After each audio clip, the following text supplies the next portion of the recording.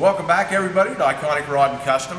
Now, some of you may have known or seen me talking about a car that actually never existed in real life, only in story form. I think they made a movie script of it, but back in 1996, Coupe Simone, the Midnight Ghost, appeared from two designers, and they took themselves back in time to the 1930s to design this car. It was in the Art Deco era, and it just phenomenal. The lines flow so well, and we decided to pick this project up, but the actual car has never been built, only scale models, and Franklin Mint made 1,500 of them for the collectors back in the day, along with the story. And so here we are.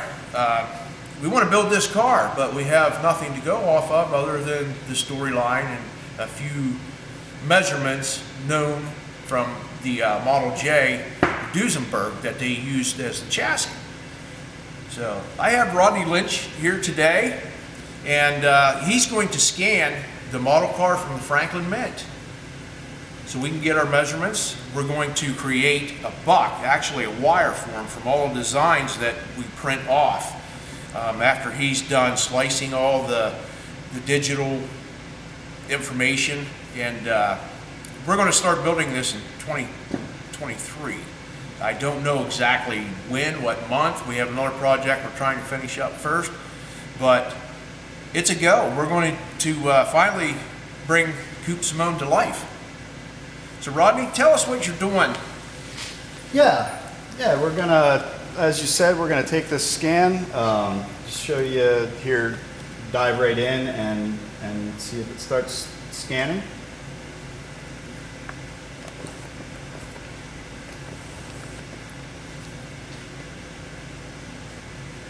Now, as this rotates, that's what creates the three-dimensional design? Yeah. Yep. To go back in. So it's just reflecting light off the surface and collecting them here, and by doing that, it can tell different distances. Okay, like so basically, there's sensors for light that returns? Yeah, there's an ultraviolet light, and it actually has binocular vision, and by having that slight difference in distance, it can see depth. Wow. I mean, today's digital technology has come so far. Yeah, and there you can see that's actual data points. And when we jump over to CAD, we'll actually be able to show you the surfaces. And this is, I'm doing this under the high quality option, so you should get a pretty decent scan out of it. But we'll let it go around here once, get the general idea.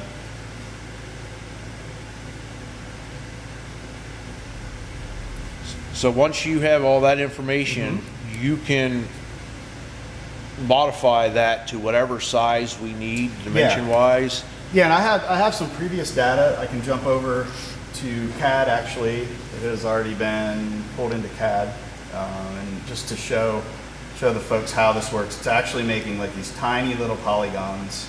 So it's picking all those points it's collecting in. It then draws surfaces between all those points. So millions of tiny polygons. Wow, so I create a solid object out of that. I'm able to slice through that, and I think when we talked, we took every 10 inches each direction, and that allows you to create the buck that you were talking about. So each one of these slices can be printed out in two-dimensional form, which we have here. So these are different sections through those points in the body, these letters and numbers referencing the grid layout. And then we'll be able to print them to full size, and you can take it from there. That's incredible. You know, back in the day, the coach builders always made wooden bucks up, and they're cumbersome. They work perfect. But with this particular car, now I've actually stepping back a little bit. The Ferrari 250 GTO that I was building, I created a wooden buck from that, and then also a wire form. So the wire form could actually set on top of the chassis, and it was hollow, so you could work within it if you need to. With the wooden buck, not so much. Sure.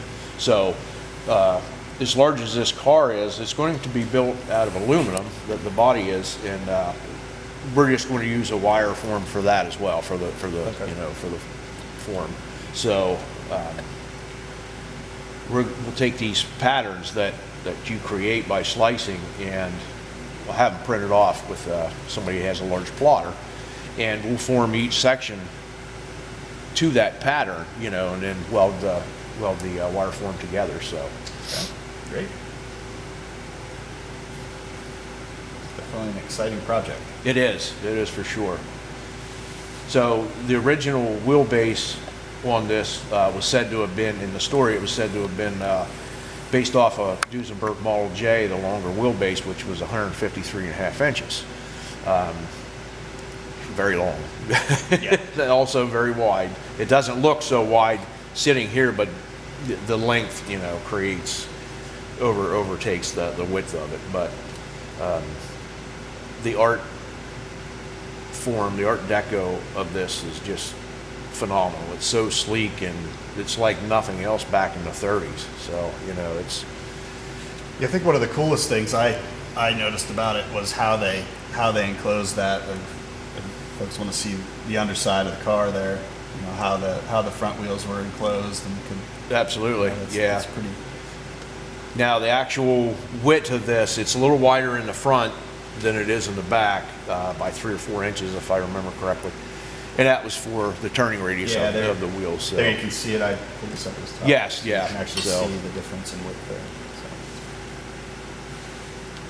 But yeah, I'm excited to get this going. You know, as I said, I've been working with the original designers now for almost a year, back and forth, and they have sent me some things, and they actually had a larger model. The only one they have that they designed back in the 90s too, which was 17 inches, and he really wanted to send it out, you know, to have it scanned, but obviously I had this diecast collection.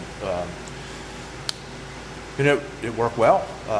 You know, there's no reason, you know, I don't think that we have to go to use the bigger model for that. Just so looking through the stuff that I got, it has a decent amount of detail. I really think that, you know, it gets you what you need. Mm-hmm.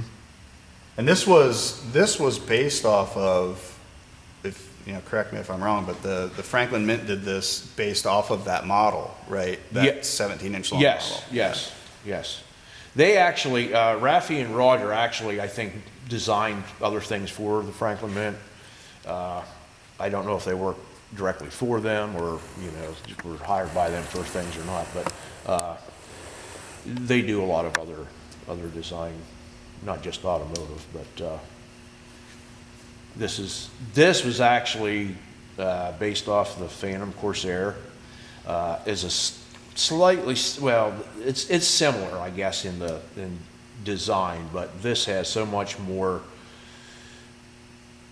art and detail in it than the Phantom did. But yeah, it's just an incredible piece, and it needs to be driven. It needs to exist. Yeah. Absolutely so. So, can you show us? Can you take a slice and turn it so? I guess it would be a rib section. Bear with this machine. Yeah, I'm not near this sophisticated with CAD.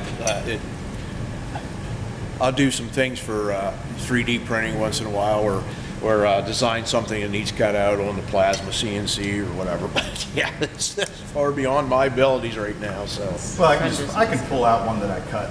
Okay. Yeah, that's fine. Good example here. So this section was cut.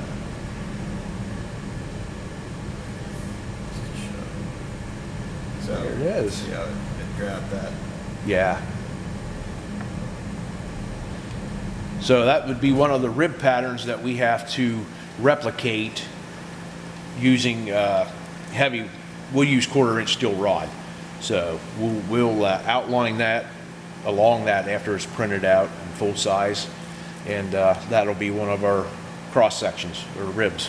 And you just duplicate that across Each one, the length and the width. So you can see there Since this one, everything's already been cut, so you can see the red there is each individual section across the, down the length, and then these ribs across perpendicular to the length. Yeah. And then I guess it also helps if I just do this. There you can see a little bit better what you end up with. That's kind of what you'll have.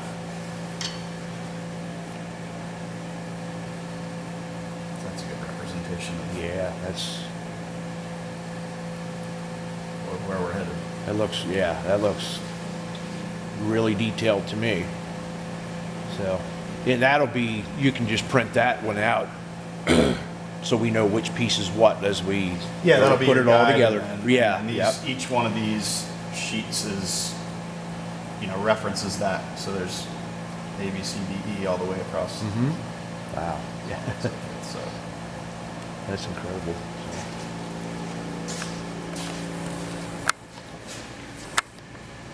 So there you have it.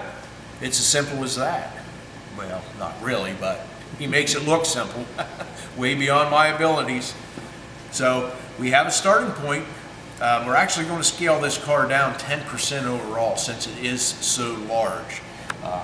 It was said in the story that Coupe Simone was the largest Duesenberg ever built, which there's controversy there because it was built on the Duesenberg chassis, but diehard Duesenberg lovers, I don't really think like this so much, although it never actually happened before. So sourcing Duesenberg parts is going to be non-existent pretty much. So we're going to design the chassis as close as we can. The body will be made of aluminum or aluminium, depending on whether you're British or not. And we're going to go from there, but we're going to try to do this within a 3-year time frame, which was said to be built in Greenbrier, Pennsylvania by 2 immigrants. They took this project on, and it's kind of ironic that the whole story started in Pennsylvania. Duesenberg engines were built right down the street at Lycoming Engines back in the day. Now, Randy Ema out in California, I think, bought all the prints, the rights to the Duesenberg engine, if I'm not mistaken. And he's the largest proprietor of parts and restoration for the Duesenbergs.